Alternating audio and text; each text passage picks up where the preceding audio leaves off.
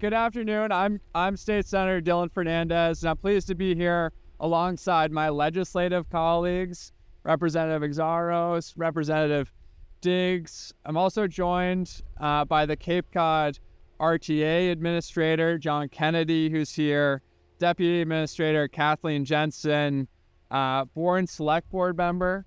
We have a couple Select Board members from the town of Bourne who have joined us today.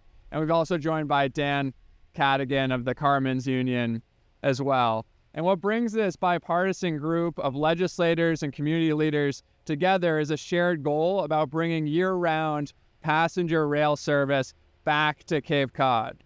And so today we're calling on the MBTA to finally extend service to our region.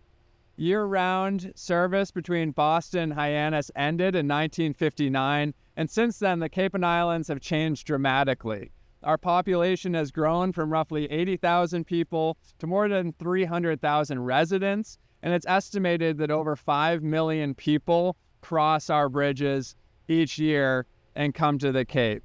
And despite that incredible growth, car travel remains the primary way people move to and from our region, whether it's residents commuting off Cape for work and appointments or tourists supporting our local economy each summer. Car travel is by far the most dominant travel. And unlike many other parts of the Commonwealth, this part of our region, Cape Cod, has no regular public transportation connection to Boston. And we already have the data showing why commuter rail is needed for our region and how effective it can be. There was a 2021 study by the Cape Cod Commission and the Massachusetts Department of Transportation and examined commuter rail service from this station, Buzzards Bay, right behind us, to Boston. And so we already have the study, and in that study, the findings are clear that rail service would remove thousands of cars off the road, reduce emissions, and provide critical transportation options to Cape and Islands residents who are more than deserving of it. The study projected that it would be a 93-minute trip from Boston. Around 1,700 riders would take it each day. And my legislative colleagues know that a 93-minute trip from the Cape to Boston, that's pretty good, because a lot of us are sitting in the car for multiple hours and 93 south traffic. So 93 minutes is pretty remarkable. And we don't just have this study, we also have real-world evidence that our good friends at the Cape RTA will talk about the Cape Flyer, which already offers seasonal tourism train from Boston to the Cape. It's been a big success, and they've actually tried to expand access to it. And so we have proof also that investment in trains works in various regions of the state. South Coast Rail has been met as a really incredible success in our region, and it is also why this opportunity to bring rail to Buzzards Bay works now. Because all we need is a feeder train from Buzzards Bay to Middleborough to meet up with South Coast Rail to take people to Boston. They chose the Middleborough route for South Coast Rail with the intention of one day extending train service down to Cape Cod. And so the tracks are already laid here. Unlike other regions that would have to go through really expensive track updates and putting down more track, our track is already laid. It's already upgraded for commuter rail speeds. And now with South Coast Rail going to Boston, we already have just a few miles away a reliable commuter rail service to Boston. And so what we need now is the political will to make it happen, which is why us as a group are calling on the MBTA to give Cape and Islanders the train access that they are more than deserving of. And as the select board members here will discuss, Bourne is actually already an MBTA community and has been paying into the MBTA for years, and it is more than compliant as an MBTA community as well. And so this community that has been paying into it also deserves what they've been paying into, which is affordable commuter rail service from Buzzards Bay to Boston. Expanded rail service could eliminate nearly 300,000 car trips from our roads and bridges each year. And we also will hear from the Cape Cod RTA and others about how if we had train service here, we can have bus service that connects here to the rest of the route on the Cape. And also think about the Steamship Authority buses, which are free currently, that go all from the Cape down to the Vineyard State, down to the terminal in Woods Hole. That's 100,000 people a year right there. And so the buses could just easily come here, pick up people, and bring them back down to the Woods Hole station to hop on the ferry. So the question is now no longer whether rail service makes sense. The question is about the will to make it happen. It's time for state transportation agencies to take the next step and advance commuter rail to Cape Cod. And a feeder rail connection between Middleborough and Bourne is the practical, achievable place to begin. And so with that, I'll turn it over to my House colleague, Kip Diggs. Hello, everybody. It's an honor to be here with everyone, and I'm excited to be co-sponsoring this with Senator Dylan Fernandes. You know, it's been recent years, the commuter rail has been with the Western Mass and Southern Mass. Well, it's now time for Cape Cod. The robust transportation infrastructure is needed. You know, Cape Cod has beautiful scenery, beautiful tourists, everything going on here. But now we just need, you know, with the bridges that are having issues in being built, is no better time than right now to have a rail service going here to help our community, our workforce, our small businesses be able to be so robust and so busy. Our workforce is needed. You know, there's so many jobs out here, but, you know, to be able to go back and forth, it's tough. So we need to make accessibility. And when there's accessibility, that means everyone's thriving, people are being able to make money, and that's really what it's about. Cape Cod has so many attractions, natural things, the beaches, our beautiful beaches. You know, this is something that is needed, is well overdue. Broadening and our accessibility is so key in this climate right now. Talking about, you know, as Dylan said, you know, having a carpooling and all that, enough. We need to go ahead and get a train here. 48, what'd you say, how long? So, 93 minutes? Takes me 2 hours to get to Boston from the Cape, really. You know, so if I can write, do things, do more for my constituents, that's what it's about. It's trying to help all of us. We need to work together, spread the word that Cape Cod is part of Massachusetts, and this is something that needs to be done. Appreciate you listening, and I'll give it to my man, X-Man. Yes, sir. Thank you, Rep. Diggs. Everybody, my name is Stephen Exaros. Welcome to the Fighting Fifth Barnstable District. This is my district. I'm proud to be with my colleagues.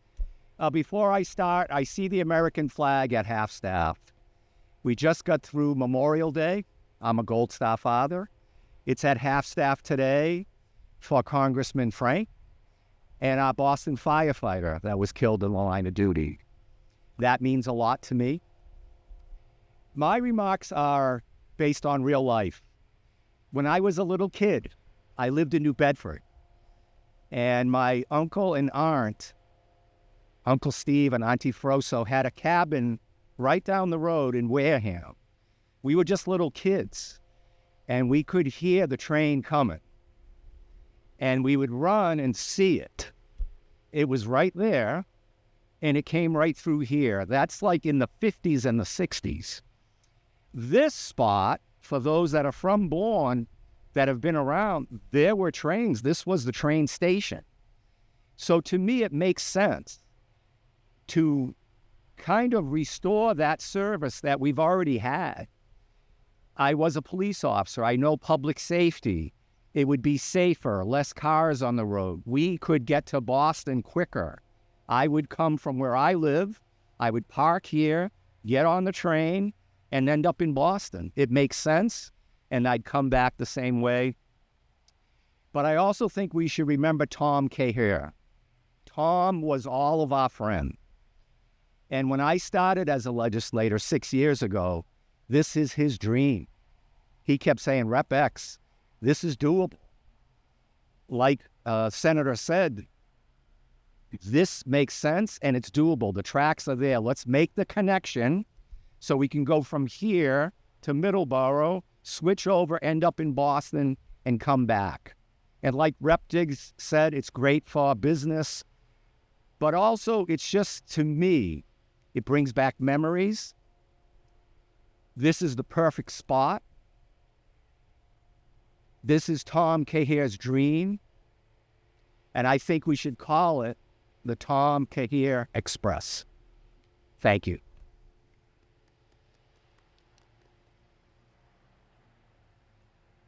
Good afternoon.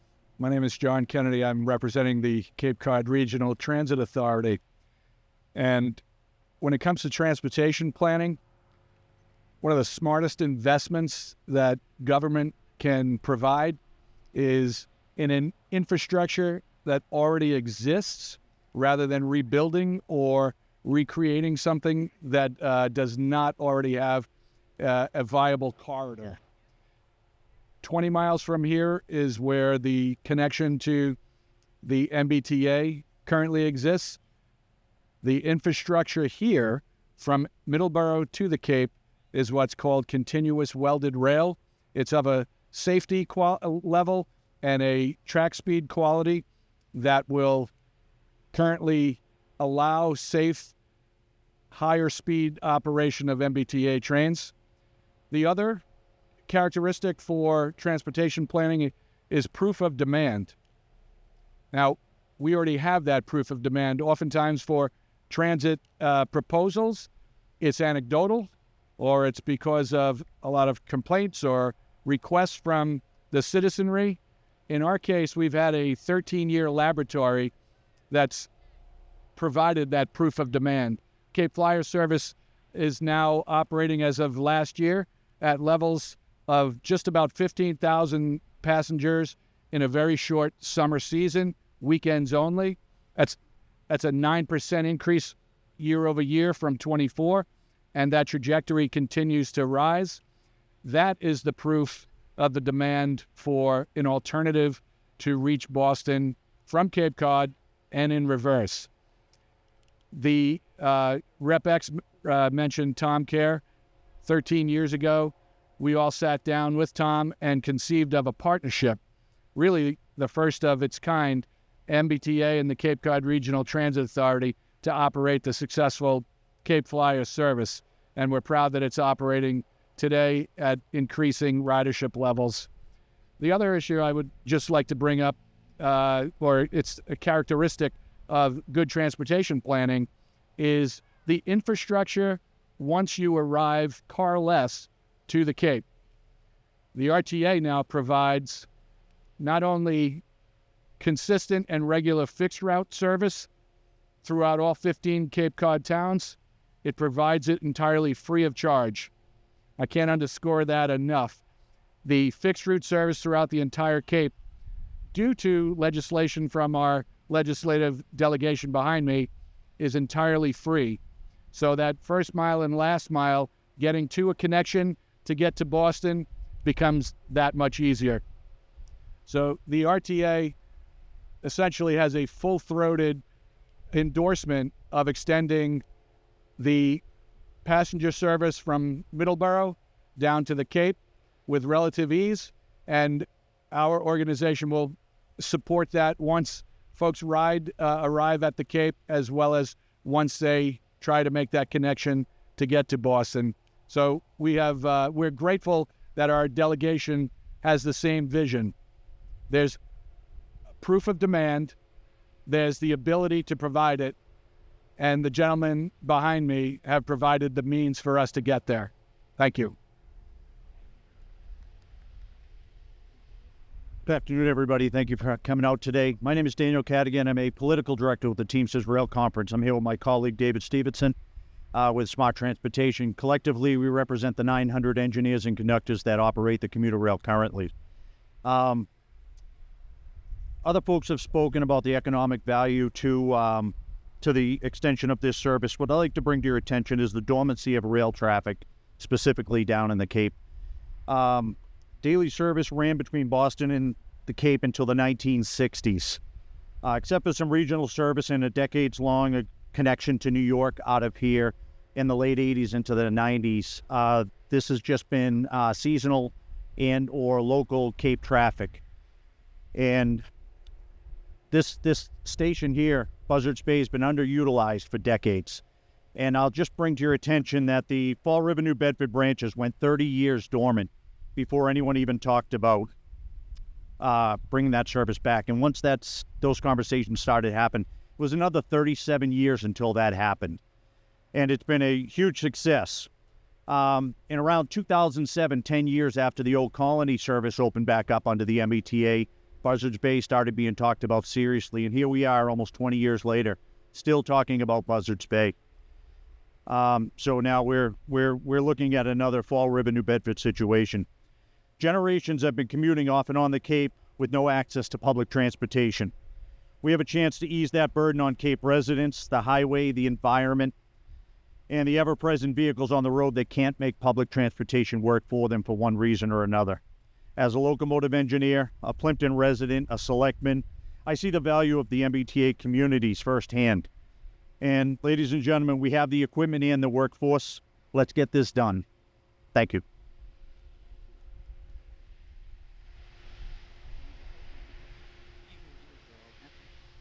Good afternoon, everyone. Thank you for being here. My name is Anne-Marie Sarunian. I'm Vice Chair of the Select Board here in the town of Bourne, a town that has embraced being an MBTA community for many, many years. It's not just about the money that we've put in. It's about the people. It's about constantly saying yes. It's about our planning department and our elected officials changing zoning and to embrace being an MBTA community. And time again, the people have said yes. I love hearing the word bipartisan from our senator. I love hearing the word shared goals. And Bourne has certainly been a part of that, and it yields great success. And we're almost at the finish line. We've got the engine in place, and Bourne will be the caboose, because we all know that a great engine needs a mighty caboose. And we're okay with that. And we're ready to take this to the finish line. Thank you. Good afternoon. My name is Peter Meyer. I'm a select board in Bourne. I'm also Bourne's voting representative to the Cape Cod Regional Transit Authority and to the MBTA Advisory Board. When I first thought about bringing commuter rail to Buzzards Bay, the first person I reached out to was our former state rep and CCRTA director, Thomas Cahir. Tom was one of my great friends, and he told me I didn't want to waste anybody's time if I was going to bring this before the Bourne Select Board. And as a result of that, we went to town meeting and had a special town meeting to be voted in to the MBTA in 2015.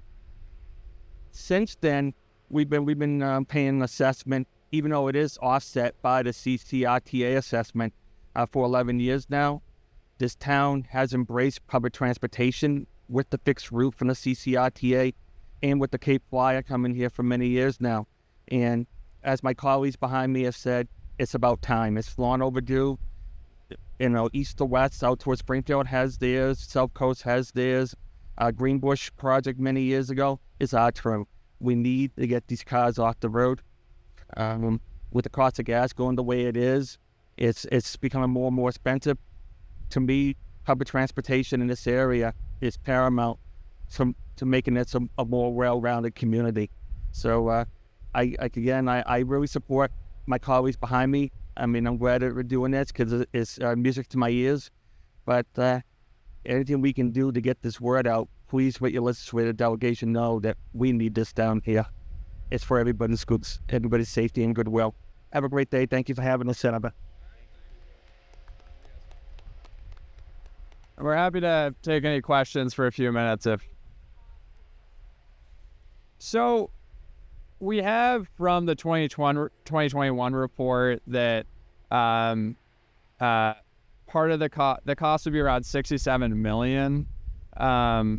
So that's, we need to understand what that is in today's dollars, and also understand what the economic impact is. But when you think about the benefits here in terms of cars off the road, in terms of economic development to our area, this could be a big boon. And in terms of train dollars, like that's actually a really low amount of money relative to what it costs to run trains to many other places in the Commonwealth.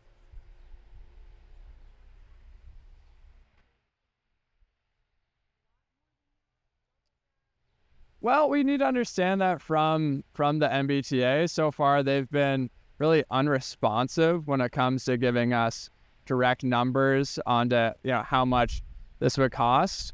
But the main cost around trains is around the track and making sure it's upgraded for the right speed. That cost is actually solved. The other main cost driver is around platforms. Well, there's a platform literally right there that's already in use. So, I'm sure there'll be some costs around signals. There'll be costs around having Dan's good union buddies operate the train. There'll be costs around having just a physical feeder train that goes back and forth. But those costs are far less than the benefits of bringing, public transportation to an area of 300,000 people on the Cape and Islands. But then you also have to think of all of South Plymouth that would have access to this, all of Wareham and part of the South Coast that is, still around 45 minutes away from getting to New Bedford and Fall River. So the benefits would really outweigh the costs. And we see that from the 2021 report that makes these recommendations to extend it here.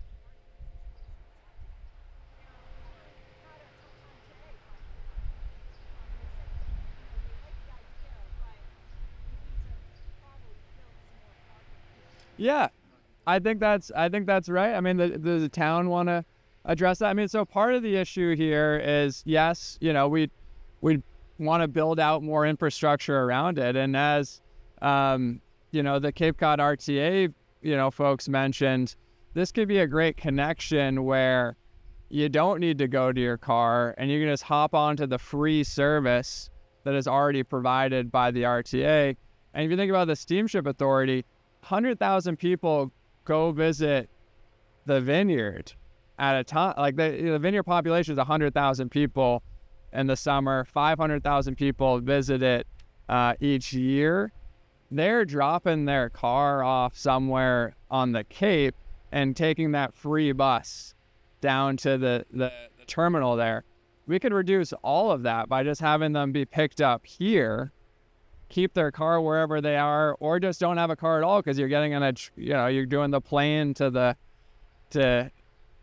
bus to then the boat. But you can eliminate all of that and just have the Steamship Authority pick them up right here. But I don't know if you want to address parking too. When we wanted to get this off the ground, and get it open ASAP, the town decided, found roughly 135 parking spots surrounding this park. Behind the Marine Light Center, there's electric high tension lines. They were going to gravel a parking lot to put the additional parking over there to just get the station open. But long term, the Cape Cod Commission recommended we put a parking garage up at the Rotary at the top of the hill and build a bridge to walk over like at TF Green from the parking garage down to the train track itself. So it's also, it's part of the hand. 1 second. If we don't need all the parking, Massachusetts Maritime Academy needs it.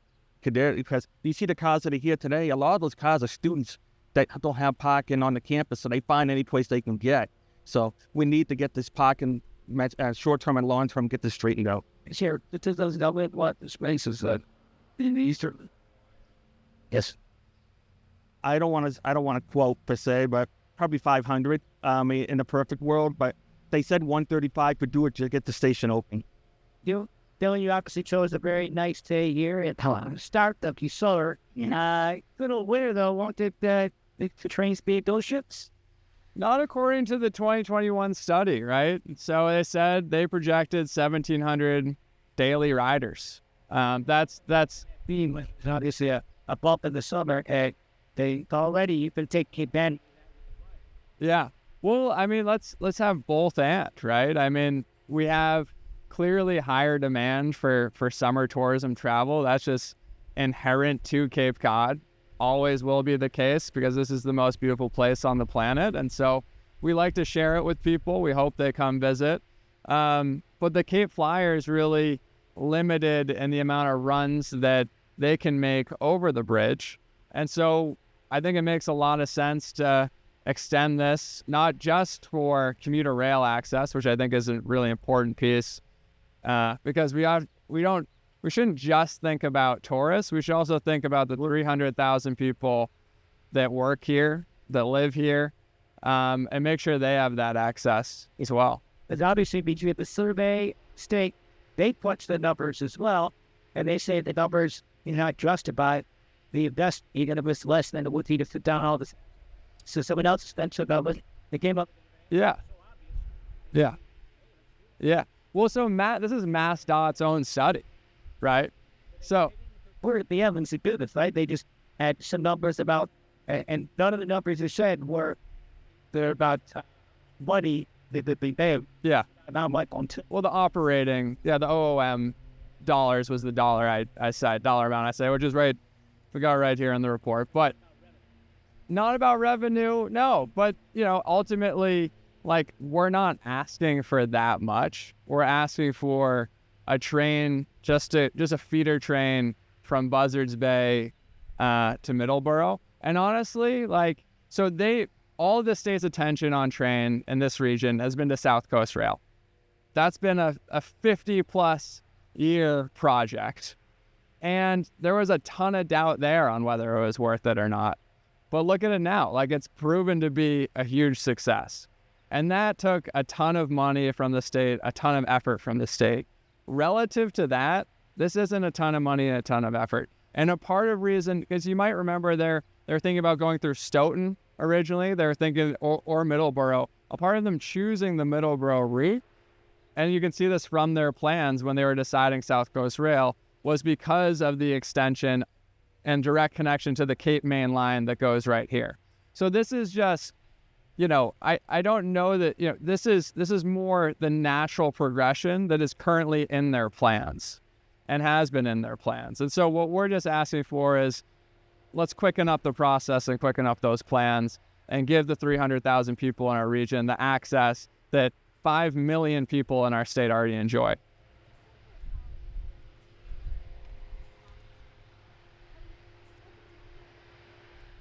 We haven't spoken directly to the governor on this. I know she cares deeply about our region. She cares deeply about regional equity. And I know that, she's a big fan of public transportation, and she deserves all the credit in the world for really right-sizing the MBTA, which was left as a mess by her, predecessor. I think she deserves a lot of credit. And this is just, now that that's been kind of right-sized and in a good operating position, moving forward with some kind of minor expansion down to our region, to me, seems like a logical next step. We'll go if we go there.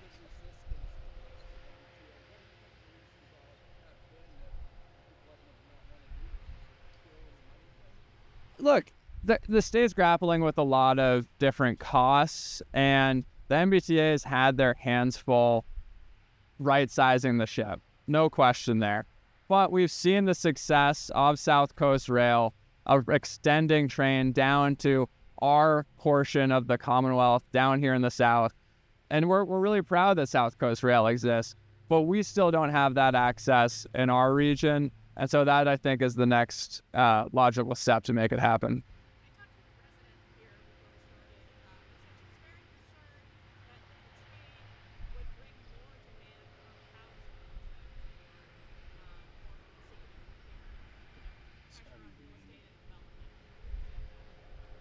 Well, the Cape and Islands are the most unaffordable place to live in Massachusetts. We're already in a housing crisis.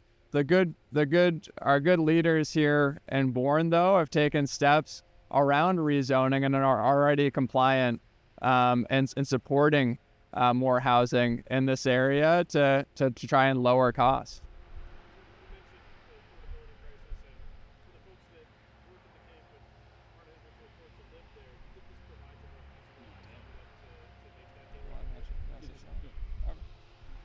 I mean, that's, to me, what it's about, a workforce. Our workforce is so important. I mean, there's so many people coming from Plymouth or coming from Wareham to work on the Cape because they can't afford to live here.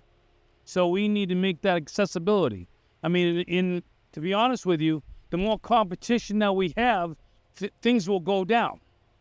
You know what I mean? If you have competition, we need so many more things, but that's what it's about, is competition and making sure that we have accessibility, flexibility.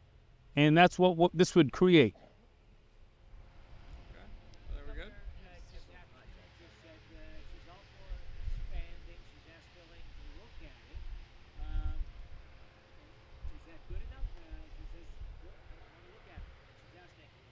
I think that's great news. Communication. I think, look, the governor cares deeply about the Cape and Islands. She cares deeply about access to residents. She is, the train governor in terms of fixing train transportation in our state. When she inherited a system is literally on fire. She put out the fire and the trains are running smoothly in Massachusetts, and that's a credit to her. And now, it's time to expand, and we're looking forward to expansion here to Cape Cod.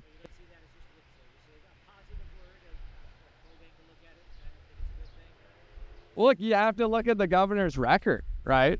I mean, she ran on fixing the MBTA. She ran on supporting better transportation for the millions of residents here, and she's delivered. So we have a governor that's delivered, and so I take it at her word that she's going to continue to deliver for all the Commonwealth, including us on the Cape and Islands.